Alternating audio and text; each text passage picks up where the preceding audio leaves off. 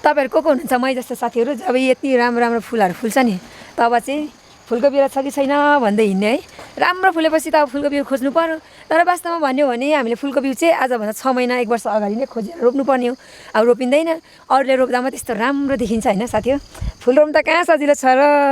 यहाँ हेर्नुहोस् न यस्तो राम्रो राम्रो छ फुल म तपाईँलाई देखाउने छु है त ल त साथीहरू यो फुल हेरेर त म त एकछिन त दङ्गै पर्छु यस्तो मिठो मिठो कलरमा यस्तो राम्रो राम्रो फुल फुलिरहेको छ हेर्नुहोस् त यो फुललाई चाहिँ हाम्रोतिर घन्टी फुल भन्छ अब मलाई त त्यति धेरै पनि थाहा छैन तर यस्तो राम्रो राम्रो पनि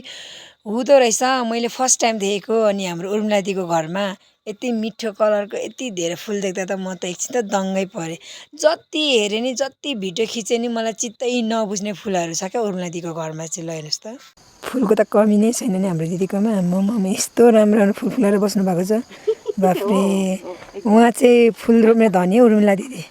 एकदमै आम्मामा यतिको दुःख गरेपछि यतिको फुलहरू कसरी नफुल्ला र आम्मामा साथी हो उहाँहरूले चाहिँ जहिले पनि सिजन अनुसारको बाह्रैमासे फुलहरू रोपिरहनुहुन्छ क्या साथीहरू म जहिले फोटो भिडियो खिच्ने गर्छु क्या ल त हजुरलाई उहाँको फुलको गार्डन कस्तो लाग्यो त्यो मन पर्ने लाइक कमेन्ट गरिदिनुहोस् है त